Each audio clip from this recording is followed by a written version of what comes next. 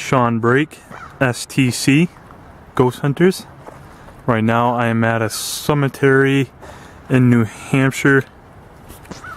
I'm going to be walking around, seeing if I can catch anything. There I go.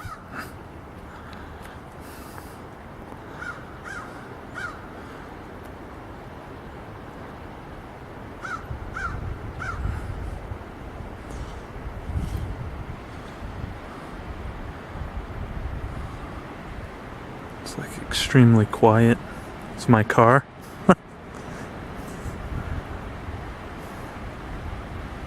This is weird. It's got like wicked bright out.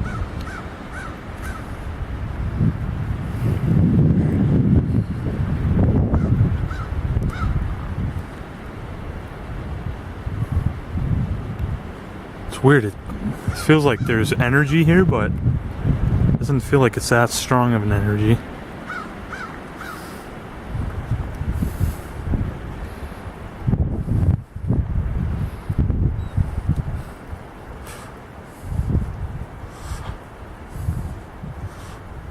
There's a lot of vets through here. World War II.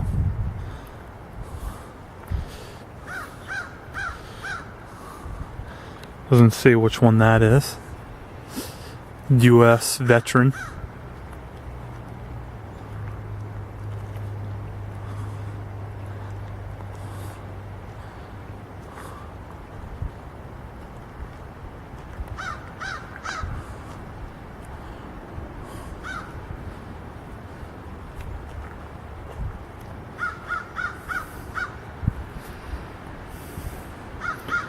That's a World War II veteran as well.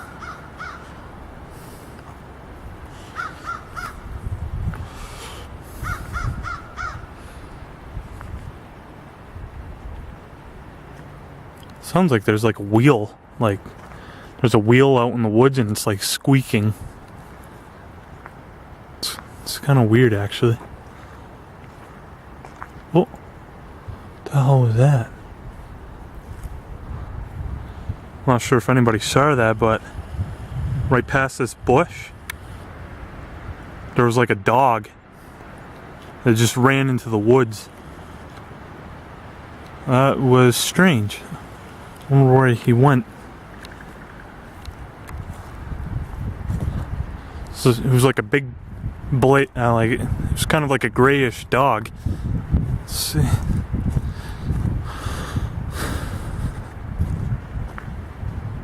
Wonder where he went.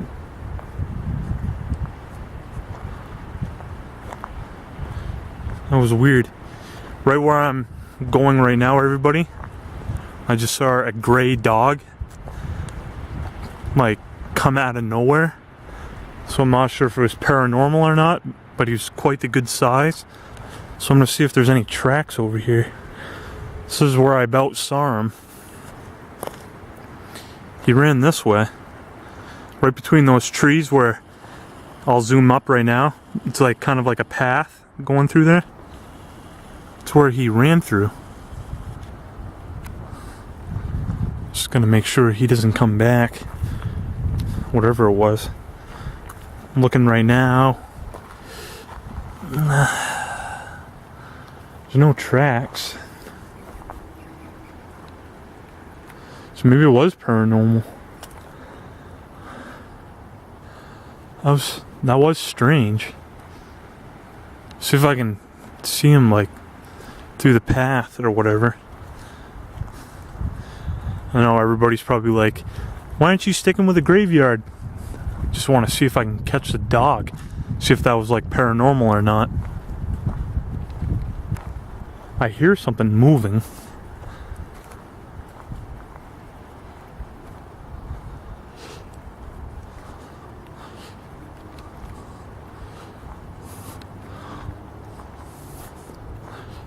Huh. It's just where they dump stuff when they clean out the graveyard. He must have, like, if it was paranormal, if not, he's long gone by now. He was cruising. Let's see. We'll head back up towards the graveyard. That was strange.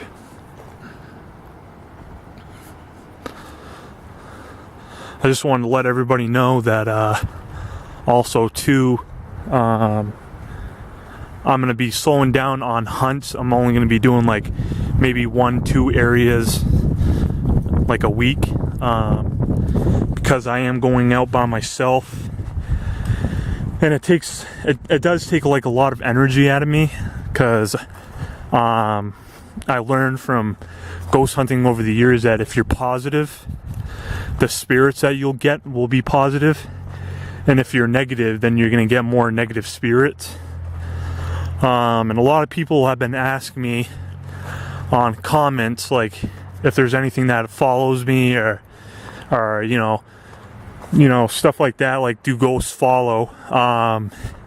It's very uncommon that a spirit will follow you, but if they do, it's because they're trying to give you a message, or they may know you from this life that you're in right now, or a past life, and you might be like a kindred spirit or whatever.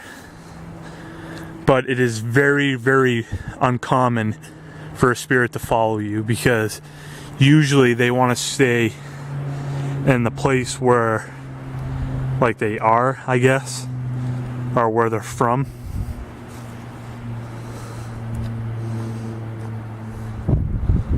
Oh, that was weird.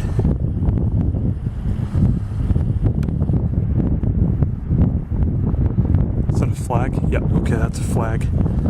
Saw something moving. Thought it was a person or an entity. But so yeah, I am going to be slowing down on going on ghost hunts.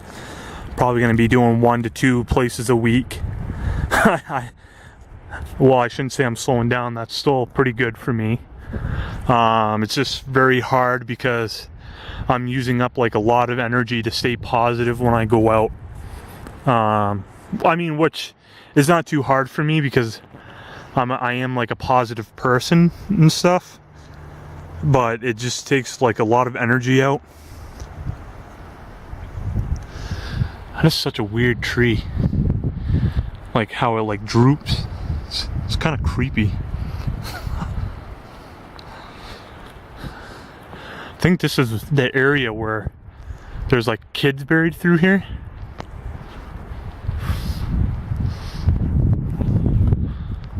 Pretty sure.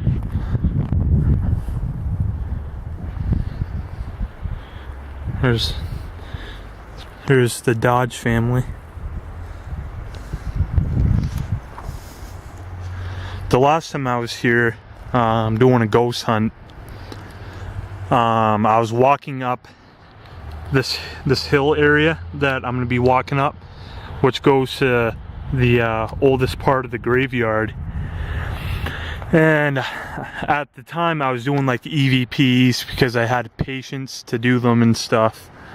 And EVPs is like, you bring a tape recorder with you. If anybody doesn't know, you bring a tape recorder with you, and an EVP is a voice that you catch at the time that you're there, but you don't hear it visually with your ears. You can only hear it like through a tape recorder, because the tape recorder can pick up frequencies that our ears can't hear. And while story goes, I was walking up this hill, and there's a graveyard over here. Well, there's a grave right up here. And as I was walking up, I said, "Is there anybody with me?" And funny enough, this person right here, where it says Wallace, he goes, "Wallace." And it was a man's voice. And this is one of the names, I think. Zuela, which would be a female, but on the tape recorder was a male that said Wallace. Edward Darling Wallace, 1875 to 1939. His wife Zuela Beach Wallace, 1880 to 1942. 1884 Robert Burns Wallace to 1968, 1899 Marie Troy, his wife, 1970, and then their daughter's still alive, but she was born in 1926, and her name is Mary. Very, very neat. The spirits are always grateful and gracious towards me when I come through, which makes it really nice. But like I was saying, I caught him saying his last name as I was coming up the hill,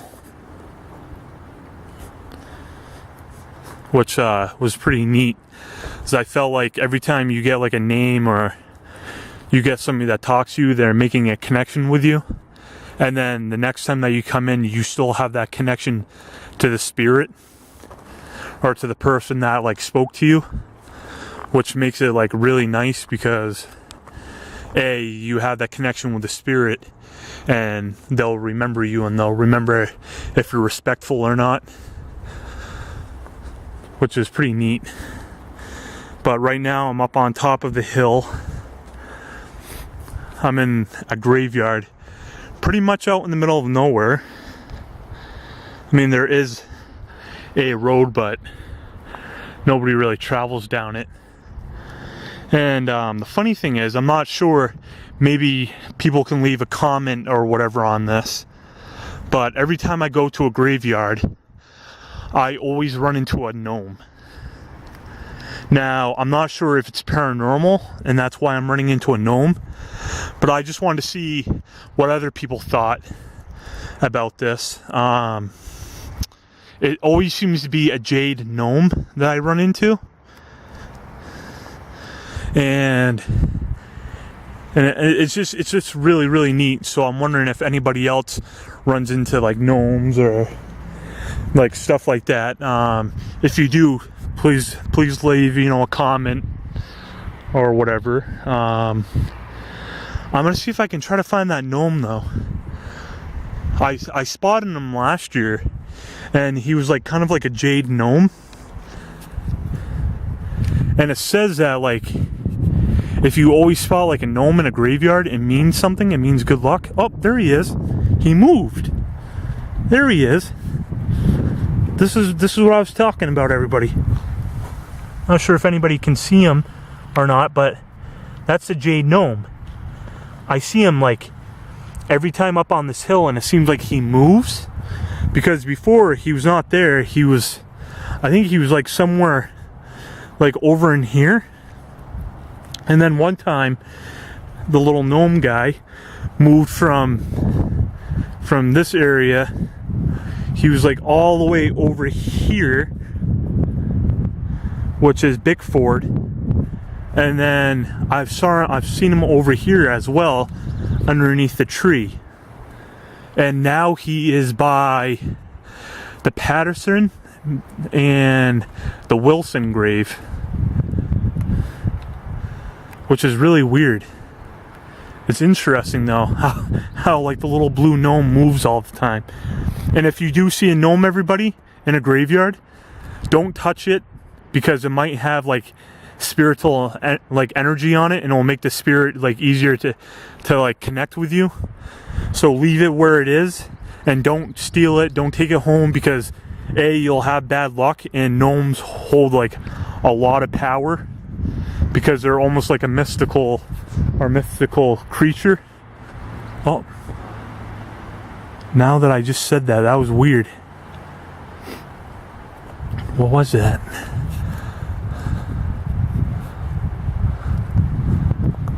As I was talking to everybody, I just got movement. This is unmarked graves over here. I'm not sure if anybody can see this, but there's like old plaques, and this one says Clara Trench. You won't be forgotten.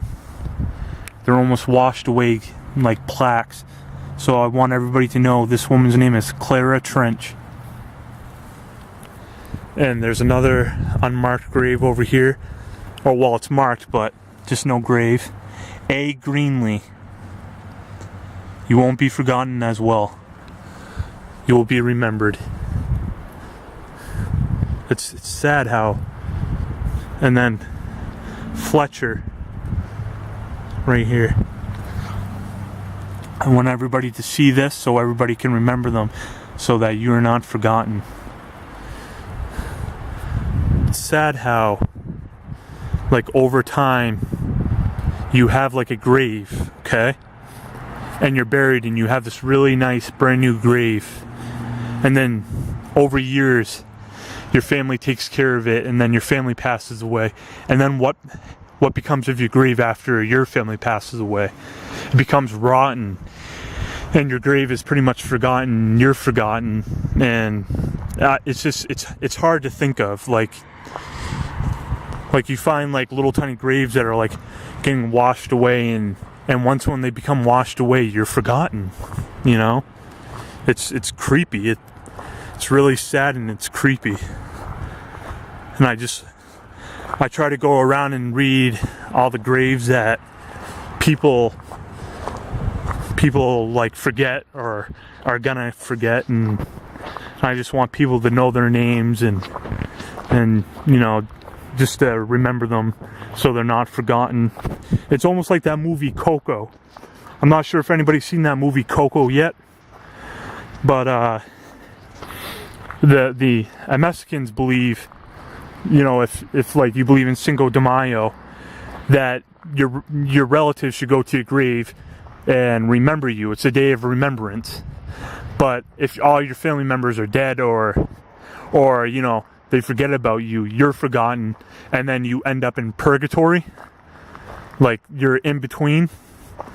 And I guess like it's the worst thing than like actually being a ghost or being on the realm of the spiritual, like I guess like area. Purgatory is like a lot worse because you're just sitting there roaming, and like you can't remember who you are, you can't remember anything, you're just roaming, like you're a roaming free spirit because you're forgotten. And it's just the thought of it, it's like, it's scary, you know.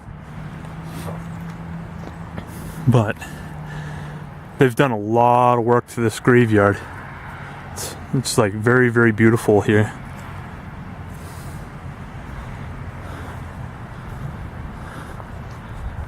Oh, there's a squirrel.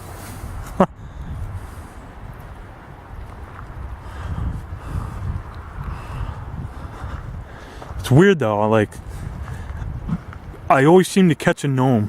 I'm not sure if anybody else catches gnomes or sees like little tiny like gnome figures or whatever when they go to graveyards.